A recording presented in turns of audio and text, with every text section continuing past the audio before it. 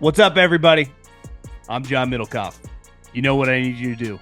Subscribe to our YouTube channel. We got content for days reacting to every NFL game all the time, every single day. Subscribe, like the videos. Let's go. Okay, we were able to get Jay Gruden before he heads out for his afternoon 18 to take a lot of money off his buddies. Jay, former head coach in the NFL, and now trying to head to the senior tour. How's it going? I'm not quite there. Got a long way to go to get to the senior tour, but everything else is good. And enjoying golf and been enjoying watching this group of guys in the draft. Man, it's gonna be an interesting draft class. I'll tell you that. There's a lot of guys that are, I guess, on paper pretty good that didn't produce a whole lot, and you're hoping that things catch up to them. And a lot of development need to be. Some guys have already put a lot of good stuff on tape, but don't have the measurables, so to speak. So interesting draft class. How'd you balance as a head coach listening to your assistant coaches and their opinions? Obviously, the front office and the scouts have a lot of opinions, but then Yeah. the coaches get involved pretty heavily, right post combine, right around the combine, and then really dive in over the past month. And they got opinions, and they obviously got friends and coaching friends. So, how do you balance that this time of year? You're exactly right. I welcomed all the opinions so long as I knew that they were actually watching and did their work. You know what I mean? I took a lot of, you know, I like listening to different opinions. I never thought that my opinion was the only one that mattered. I like to have people differ with me so I can go back and see their point of view and then maybe change my mind. Sometimes I change their mind, but I think the more opinions, the better. Obviously, you have to come up with one. At the end of the day, everybody has to respect the final decision. Hopefully, it's a team decision. They may disagree with you, which happened to me a lot. We took a lot of guys that I did not want, but some of them turned out to be good. Some of them I was right on, damn it. But yeah, you have to take into account everybody's opinion because you respect it, and then you go back and try to figure out uh, which is best for your team. I get asked a lot, obviously, the scouting calendar. Your area scouts are watching these guys. Your GM's watching the top guys throughout the fall when you're coaching. When did you dive in? Uh, and then free agency comes obviously a month before, so Yeah. you got to be on top of those guys and knowing your own guys, and then doing the self cut ups and edits of your own team. When did you start watching guys and, of a class, let's just pick a number, 250 guys in a class. How many of those guys were you actually watching? I was watching a lot more than probably any other coach. Right after free agency, once we graded all the free agents, our own free agents won, and then the street free agents from other teams in the NFL, how we could better our football team right away in free agency. Then I dove into the college football tape, and I really like to watch like to kind of wait till after. I try to watch it. I try to make tapes with the 60 guys we would interview at the combine. So I'd start with those guys first. So I'd do the 60 guys we'd interview at the combine and make a tape of each one of those guys. So when I did the interview, I was prepared to see what their strengths or what their weaknesses were so I could really get them down for 15 minutes. I would start with those guys, and after that, I would go dive into everybody else, watch a Senior Bowl at East West Shrine, watch your combine if they participate at the combine, watch your highlight tape, watch some game film. So yeah, it was a good process. But once you got all the information together, able to put the cut ups together, and you could watch it a little bit quicker. But I tried to watch as many as I could because you figure you get 7 rounds worth of guys. So that's a lot of guys. It's about 250, 300 guys. Would you have the scouting department give you kind of the layout position by position? Would you approach it by kind of rounds? What would be your plan of attack? I'd like to have our board, you know, how we rank them first, second, third, fourth, fifth, sixth, seventh round. So I'd have that, but I'd also I liked it by team actually, because if I was watching Alabama play Georgia, I want to know all the Yeah. guys on Georgia and all the guys in Alabama, so I kind of knock out 8 or 10 guys at once. I kind of did that, and I'd also find some free agents, some street free agents that way as well. So I tried to watch as many games as I could. But that's once I narrowed it down, I started watching the individual guys. Like I said, I'd watch a couple games, and I'd watch their Senior Bowl, all their practices at the Senior Bowl, their pro day, and obviously their combine, and give my evaluation. Well, I was going to start with some NFL questions, but we might as well just stay on this. I was watching a lot of videos that you do with kind of a Scottsdale crew with AQ and Justin Pugh, and I think Colt moved back to Texas, but he lived in AZ for a long time. Let's just start with the top guy. All signs point to it being a lock. kind of a crazy career. I mean, when you first got into football, these guys playing in three programs and not just for a year. I mean, the dude from Louisville had three different careers, but same with Cam Ward, multiple years at Incarnate Word, multiple years in the Pac-12, and then obviously at Miami. I was just thinking, I just got back from the gym, took a shower. Historically, this transfer portal wouldn't have existed. He would have been drafted last year in, let's say, the fourth round or whatever. Think how much money he made on two fronts, right? Going to Miami, getting paid millions, and then improving his stock. Obviously, he's talented. What are your thoughts of watching him during the fall and obviously just kind of breaking down some of his games? Yeah, I think you're right. I think a lot of these guys have so much tape now to watch. Man, it's It's exhausting. crazy. So, but his improvement, is very similar to Jaden last year, where you watched him play at Arizona State for 3 years, and then obviously LSU for two. You can just see a steady rise of improvement. Cam's a little bit like that, not to the extent of Jaden, in my opinion, but he's got the arm talent, he's got the quick whip, he's got the accuracy, he's got the anticipation, he's got the poise. Sometimes it's too much poise. He's chilling, not moving a muscle, skirting out of bounds, and all the cool stuff that he does. But I'm more interested in the way he handles pressure, which he does pretty well. He can escape pressure with his legs. He can avoid pressure with his slight movements in the pocket, still stand tall as a passer. And he can throw at different arm angles, and he's pretty damn accurate. He's got enough arm talent. So I think all signs point to him being the best quarterback in the draft just because of his steady, consistent production, his accuracy, and his arm talent and his athleticism. I saw that you were, uh, maybe correct me if I'm wrong, high on Tyler Shough, the quarterback coming out of Louisville. I don't know if you've seen the picture going viral of him going to the prom with Purdy. They were the same age, and Purdy's 4-year starter in college and a 3-year starter in the NFL. And this guy, what I'm talking about, 3-year career at Oregon, 3-year career at Tech, and then 1 year at Louisville. The guy's been in college longer than doctors. But he's a guy that's a very fascinating prospect. If you and I were in a draft room, I'd say, Coach, this guy's age, I mean, he should have a huge advantage. This is some of those BYU kids that were 25 manhandling kids for years because they would go on the mission. That would leave me a pause. I know he can spin it. I know people are high on him, but what a mental advantage he had against his Jeez. competition. I was 26. I already played 4 years in the Arena Football League, for God's I sakes. know. It is a huge advantage. You think about it, the maturity. He had some clean bone breaks. The injury history obviously is a concern. I think the medical teams will have to take a look at it, but obviously he's okay. And I know Jeff Brom pretty well from University of Louisville. I talked to him a lot about him, and he loves his competitiveness. His obviously his arm talent is what it is on what you see on tape. Very strong, very accurate.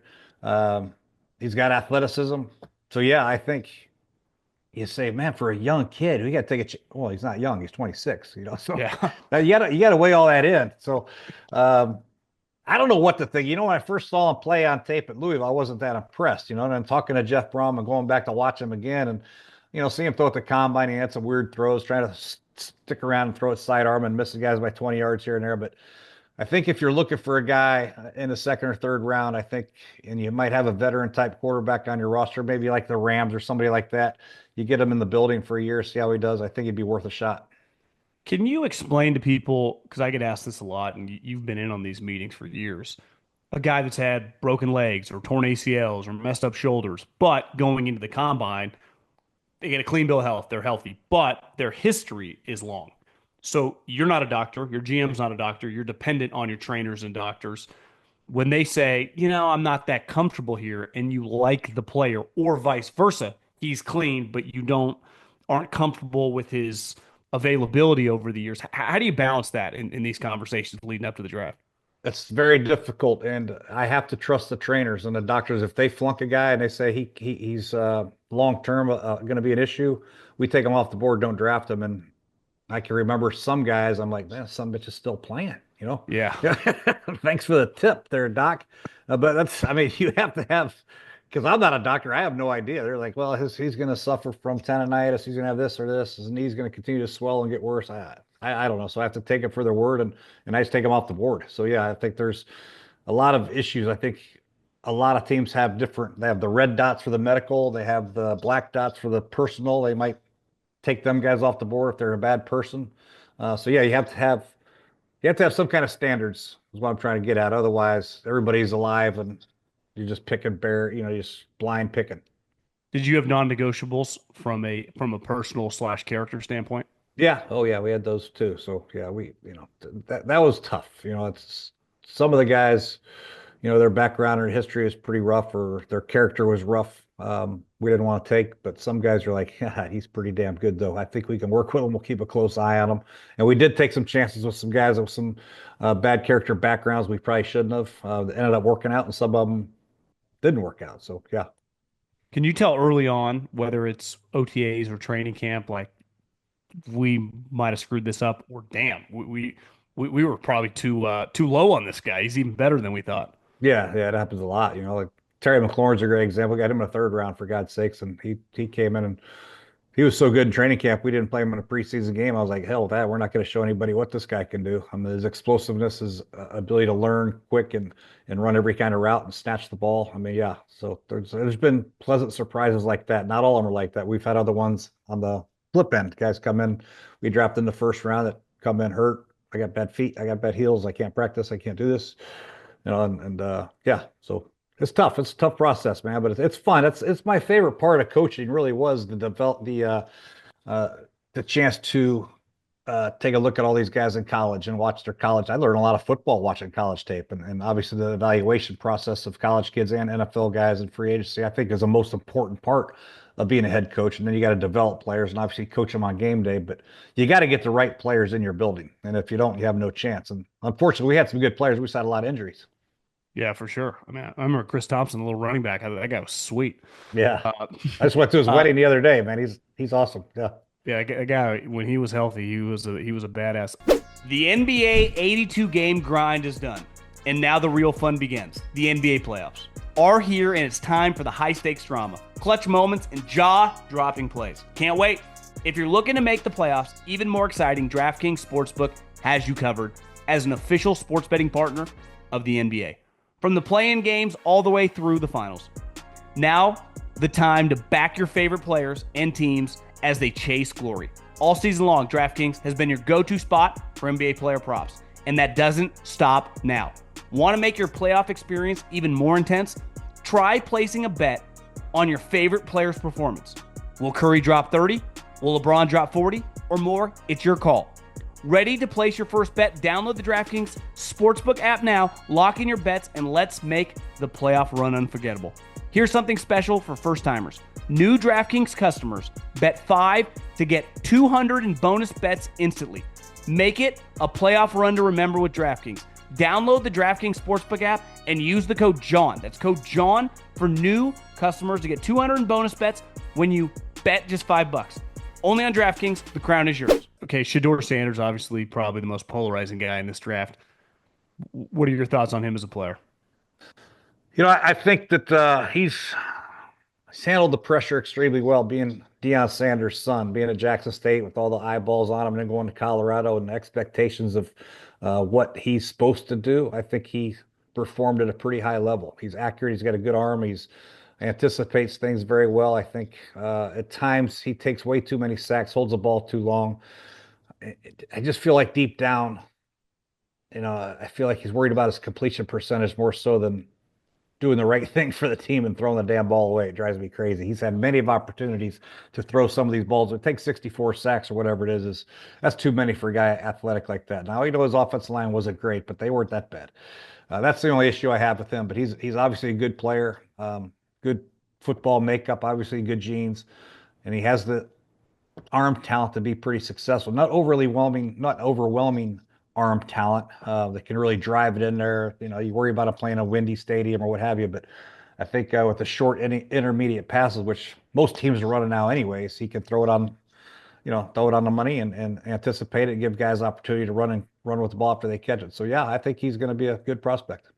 I have some friends that have like high school kids that play basketball now, and they say you go to some of these games, these kids shooting threes, like they think they're Steph Curry. It's like, what are you doing? And it does feel like the Patrick Mahomes generation of, you saw it last year with Caleb.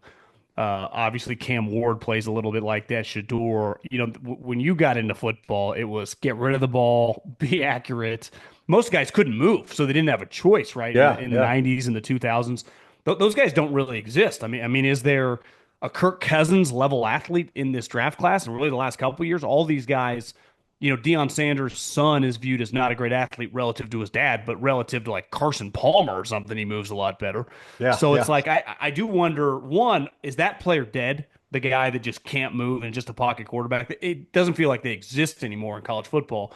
And two, is that just always going to be a problem with most of these athletic guys of just, especially in college and something, can you coach it out of them? And is it a death knell like is Caleb? Like, is that a coachable attribute? Because he battled that last year. Yeah, he did battle that last year, and it is a problem. Some of the most athletic quarterbacks take the most sacks. You're like, what the hell, man? However, athleticism at that quarterback position gives you a lot more options as a play caller. And, with the zone reads and the RPOs and some of the bootlegs and the quarterback design runs, it makes it a lot easier as a play caller. And it makes harder on defensive coordinators, quite frankly. So you want to put that type of quarterback in less positions to get sacked. Obviously, if you're behind 2 touchdowns or it's 3rd and 8 all day, you're going to have major issues, but you can control it. Based on your play call on 1st and 2nd down. So, but yeah, you're right. Some of these athletic quarterbacks do take more sacks for whatever reason. There's something you got to continue to coach them out of and make sure they get rid of the ball and understand that 2nd and 10 and 3rd and 10 is a hell of a lot better than 3rd and 18 and 2nd and 18. So, negative plays are what'll kill you as a play caller and as a team on offense, and you just got to coach it out of them. Would you feel comfortable taking Shedeur in the first round? I would, yeah, if I really needed a quarterback. Yeah, I mean, some of these teams don't have one. You're looking at Cleveland; they're going to go with Flacco, I guess, and the Giants are going to go with 39-year-old Russell Wilson and Jameis Winston, and some of these other teams. You're Seems competing. crazy. It's crazy. My last year at Jacksonville as offensive coordinator, we had Gardner Minshew was hurt, and then we're going with Jake Luton and Mike Lennon. I'm looking across the field. I see Matthew Stafford warming up. I mean, this isn't even fair, man. I mean, come on. You got to hit the trigger, man. I mean, it's like doing layup drill. You're looking across at Michael Jordan, and you got some little small 5'9" guy is going to guard him. You're like, oh, we might as well. What are we even playing the game for? So yeah, you got to find a trigger, man. I think there's a lot to like about these guys. You gotta make sure they have the right personality fit for your staff, and they have a skill that you can develop as a coach. And these guys, I've never met with any of them before. These guys want to get better. The issue is these guys already got millions of dollars in their pocket when they come to your building. So I mean, Yeah. but the important thing for these guys to understand, they got to get to their second contract. To get there, they got to perform high at a pretty early level. Ideally, for a guy like Shedeur, is he would play maybe for a year behind Russell Wilson, learn from a veteran quarterback like that, or a year behind a Joe Flacco, so he can learn how these guys prepare. Just get his feet wet, understand systems, audibles at the line of scrimmage, what coaches are looking for, how to prepare each week, how each week is a different game plan. People are rushing these guys into duty, and there's not many C.J. Strouds or Jaden Daniels that can have that type of success as a rookie. So And you coached Alex, who I think is a good example of someone that overcame dysfunction and craziness. But I mean, from a mental toughness standpoint, obviously the story about the leg situation is well documented. He's got pretty elite mental toughness, and I think you see guys now like Baker Mayfield clearly right up there as well. Most guys, that tsunami and negativity and failure, it just because you're going typically when you're drafted higher to shittier teams, and it yeah, can Sam ruin Darnold. I your mean, career. look at Yeah. Sam Darnold, and I wouldn't be surprised if some other guys come out of this whirlwind of hate and do pretty good. You never know about Will Levis. I mean, he's going to get benched for a rookie quarterback, and maybe he'll get better in 2 or 3 years and learn how to calm down and play with a little bit more poise and play within himself. And there's a lot of guys out there. Kenny Pickett. I mean, maybe he'll get another. Daniel Jones. Maybe he'll get another opportunity to succeed. Some of these guys have been through the ringer and had a lot of negativity thrown their way. And that's why the most important thing about being a quarterback, other than talent, is your mental toughness. You got to be able to handle adversity. And a lot of these guys haven't had to handle adversity. And when it gets thrown their way, some of them can't handle it, quite frankly. And they go in a tank and they point the finger, they blame everybody else but themselves. And they don't come out of it. But some of them that can handle it, they come out of it fine and still perform at a high level at some point in their career. Do you think later round or undrafted free agents, as their career goes, even when they prove they're decent, get discriminated against? Where a guy drafted high like a Daniel Jones, because I got asked the other day, like Tyson Badgett. Remember that story last year? They came out, dudes on the Bears wanted him to play when Caleb was really struggling. And I don't know if you saw the Hard Knocks clip of Matt Ryan was at practice. Was like, God, this guy looks fantastic. Now, Shepherd College, I couldn't even point that thing out on a map. Undrafted free agent. it's going to be difficult for him ever to get an opportunity. But you see some of these guys, Daniel Jones, you got Chris Ballard's like, yeah, he might end up being our starter. It's like, I don't know. I mean, it's just, it does feel when you are drafted high at any position, but specifically quarterback, that even when you struggle, you do get more shots. Now, Sam Darnold, Baker Mayfield, sometimes it works out. So it's like, I totally understand why, but it is difficult to overcome.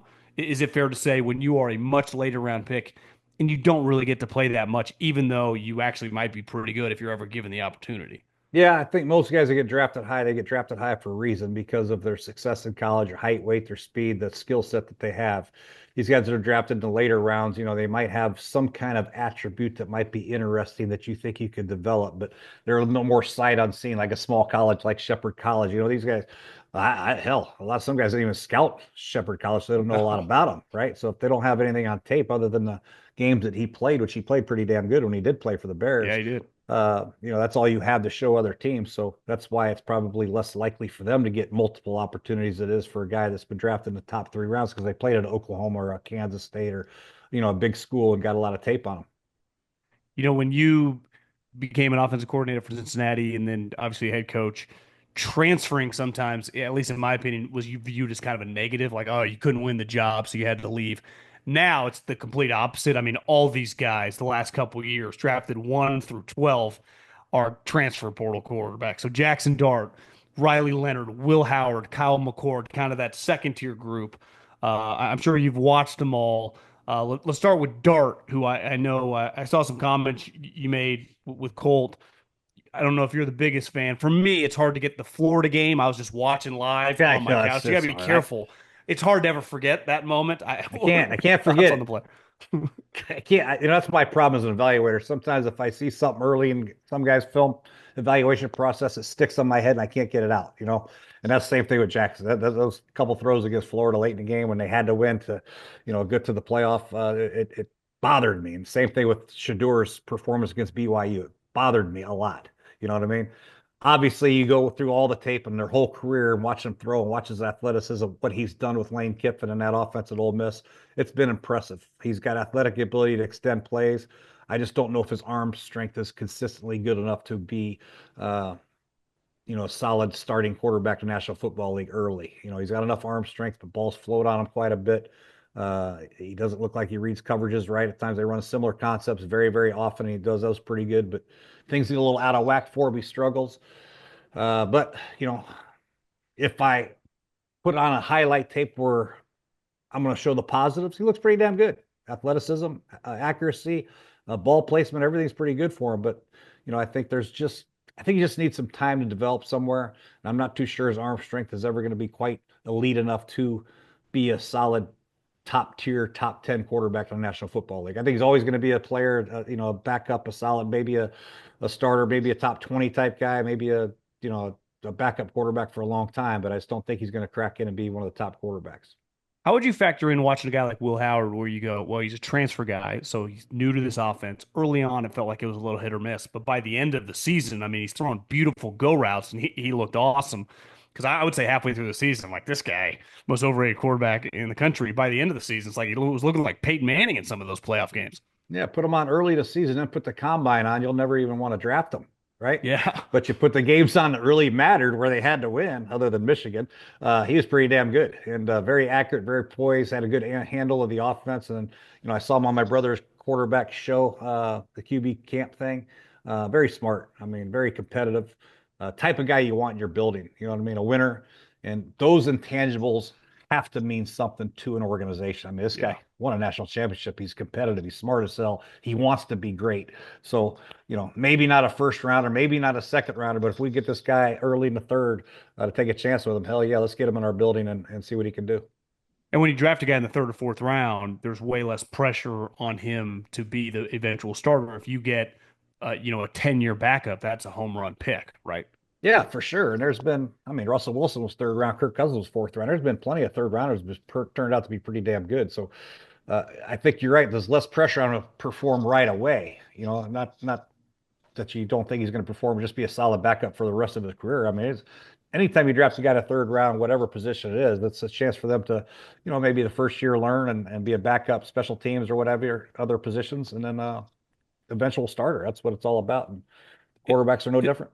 Yeah, is there a quarterback in this class? Maybe we already touched on him that you like the most.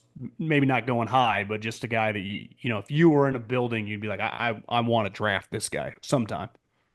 You know, crazy. I'd take him in the sixth or seventh round. A quarterback from Indiana, Rourke.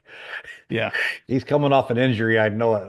I got to meet this guy because anybody who could take the University of Indiana to the playoff, college playoff, I got to meet him. Right. He's pretty active. He played well at Ohio. He had some good games in Indiana. Interesting guy. I don't know what his injury is. I think it's a knee. I think he played the whole year with an ACL injury. He's a guy that if I had a Matthew Stafford or a veteran quarterback on my team, I'd get him in here as a third quarterback or fourth quarterback, redshirt him for a year, get him in the building. But Quinn Ewers is interesting to me. He's accurate. Obviously, his career at Texas has been well documented. I just don't know about his arm talent either. Will Howard, we mentioned already. Jalen Milroe, I'd got to get this guy. I get him a job. I mean, I've never seen a guy run like this. He's faster than Lamar, it looks like. He's elusive. His arm, I think he's a lot more accurate than people give him credit for. He had some tough games, and Alabama had some tough games with him scoring points against Oklahoma and some other games, but he's got an elite talent. I mean, elite escapability talent and running talent. And to get him in the building as your third quarterback or second quarterback on game day and have a package of plays for him could be pretty dangerous. So I think there's a skill set that you feel like you can really develop, like Jalen has that athleticism and speed. Let's get him in the building. Let's try to develop his footwork and his passing attack. Let's get, some of these other guys that are very competitive, very smart, love the game, and get them in the building and see how they go. Some guys will perform well, some won't, but those are just a few guys that I kind of like. If the only tape Jalen Milroe had was that first half against Georgia, he'd be the number one overall pick. Right? Because he looked, I mean, he looked better than Caleb Williams. I mean, that half, that's as good as it gets. And then you'd watch that bowl game. I remember watching against Michigan, and it was like, geez, what's going on here? But you're right, it was In weird Oklahoma, they season, but couldn't his get a highs are yard. pretty high. Yeah, yeah. Yeah, I mean, if you're going to take a chance on a guy, let's take a chance on a guy that runs a 4.2 940 and let's get him in our building as opposed to, an average arm strength guy that's a tough guy. It's just whatever you guys want to do as a staff. And if you can put together a package of plays and really make Jalen Milroe the type of guy that can really help your team in a certain situations or whatever, then you got to take a chance. I mean, that touchdown pass also that he threw last year in the Iron Bowl to keep the season alive So his left, he was rolling to his left across his body. yeah, It was yeah, incredible. sick. Yeah, he's sick. Yeah, so he does things like that. Well, he's got it in him. So I think coming out, people like to compare him to Lamar with his athleticism. Lamar was a much better passer coming out, but you never know. Give this guy a couple years in the system and work with a quarterback coach, and I don't know if he'll never be an elite passer, that's for sure, but he might be effective enough to really put a lot of pressure on defenses with his athleticism because this guy is elite when he has the ball in his hands now. I mean, maybe he's a damn slot receiver or third down back or something like that, just to get the ball in his hands, and he's electrifying. Okay, a couple quick NFL quarterback questions for you. Today was reported, which I think was the right move by Brock, showed up. Obviously, the contract issue. He's a polarizing player. I feel like when I close my eyes and think the Grudens, I feel like you guys would like Brock Purdy. He's your type guy from an intangible standpoint and from a playing standpoint. Plus, it feels like everyone just naturally talks shit about him, and the natural reaction from you guys would be to push back. What are your thoughts on just obviously the contract, which how much these quarterbacks are getting paid, is fit with Kyle, and just ultimately what you would do if you were in the 49er shoes when it came to Brock Purdy and your future at quarterback? Brock's interesting, man. I'm telling you what, Brock Purdy gives guys like Kyle McCord and Quinn Ewers and all these guys. I mean, these guys like Brock Purdy can do it. I can do it. My career is just as good as Brock at Iowa State, right? But he's gone out and done it at a very high level. He's been in situations that have been pressure packed and performed pretty well. Obviously, when guys got hurt around him last year, their team didn't play quite as well. He needs good players around him, like all quarterbacks do. I think that I'd be a little reluctant to say, okay, I don't know if I want to pay him that much money because then you're going to lose guys like Debo Samuel. You're going to lose, uh, Greenlaw, and you're going to lose Hufanga. You're going to lose Ward at corner. I don't know if your team is good enough not to have those guys for him to be successful or not. But I love what he's done. I love his accuracy. He's got a great feel for the game. Understands Kyle's offense very, very well. Some people say it's because of Kyle's offense is why Brock Purdy's good. Maybe it's because the players around him. That's why Brock Purdy is very good. Maybe Brock Purdy's just pretty damn good. Give him some credit. So I think there's a fine line between how you have to evaluate Brock Purdy. But if I'm the 49ers and John Lynch, I got to pay him because if I don't pay him, then what? Am I going to go out and trade for Kirk Cousins, which I could see happening because I know Kyle loves Kirk, uh, or go in the draft bare ass naked and try to find another one as good as Brock has performed? I think they got to pay Brock. Yeah. Let's end on one of your former assistant coaches has a pretty difficult situation going on just because he drafted a quarterback high last year. He had the Sam Darnold explosion. Sam's now in Seattle. The visual of JJ in the I think it was the Lions game. He looked like he weighed 100. I'd die for that weight. He's like 170 pounds. He's skinny. Now it's like their roster on paper. I think most people would agree top 3, 4, 5 roster in the NFL. But the quarterback situation, they thought about Aaron Rodgers. As of right now, they haven't signed him. Can you bank? I mean, they're coming off what, a 14, 15 win season. People are going to be picking them to compete right there with the Eagles if they get good quarterback play. A guy that's not only never played an NFL regular season game, really, when you look at how he played in college, they didn't ask. He played a little Jimmy Garoppolo, Kyle Shanahan style, right? We're going to run the ball, we're going to play defense. And Kevin likes to pass the ball from what I see, watching his teams play. And obviously they're equipped to do that. Seems a little risky, and I'm pro JJ McCarthy, but given the expectation, it's much easier as a rookie quarterback when the expectations are high, or excuse me, low, than to take over a team like the Vikings, where if you win anything less than like 11, 12 games, they're going to be all over your ass. So good luck to your guy because this is a difficult spot. They're very good. I was looking at their team for draft needs. I'm like, well, they don't need a safety. They don't need really a corner. They don't need any defensive linemen. They don't need offensive linemen. They don't need any running backs. They don't need receivers. They don't need Their a team's tight end. stacked. They're pretty damn good. You're right. And this is a risk. I mean, this is Kevin O'Connell rolling the dice, man, with everything on the line with JJ McCarthy. And I thought they might sign Aaron Rodgers for a year. And and if JJ proves to be 100%, which I'm sure he is right now, and Aaron has to sit on the bench, that's fine. Otherwise, he can learn a year, get another redshirt year for him, and let Aaron Yeah. Rodgers play. But obviously, they feel very strongly about him. I'm with you as far as the Michigan tape's concerned. He didn't do a whole lot. There's play action, flat routes, little high cross every now and then, quick out. So he wasn't asked to do a whole lot, and he's going to be asked to do a lot more. And I know he had a good preseason game. He had some good throws in his preseason game that he played before he got hurt. But I don't know what to make of it, man. This is Kevin knows these guys. He's got a good pulse of what this guy can do, his competitive spirit, how he handles the offense, his understanding of the game.